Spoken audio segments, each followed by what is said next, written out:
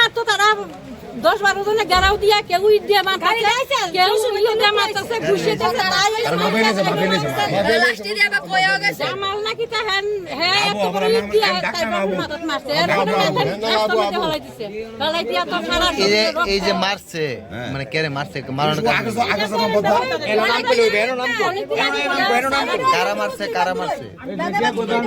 কারা মারছে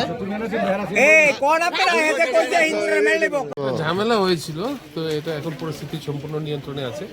আমরা যে একজন ঝামেলা করেছিল তাকে আমরা গ্রেপ্তার করেছি। এখন এলাকাতে সম্পূর্ণ শান্তি বিরাজ করছে। কি ঝামেলাটা কি নিয়ে হয়েছিল? প্রতিবেশীদের নিজস্ব কিছু ঝামেলা ছিল এবং তারা পূর্ব শত্রুতা ছিল। পুলিশ এসে ঘটনাস্থলে আবার যে ঝামেলা করেছে তাদের ভেতর থেকে আমরা একজনকে গ্রেপ্তার করেছি। কেউ কি আহত হয়েছে? আমরা দেখছি একজন আহত হয়েছে, তাকে হাসপাতালে নিয়ে যাওয়া হয়েছে।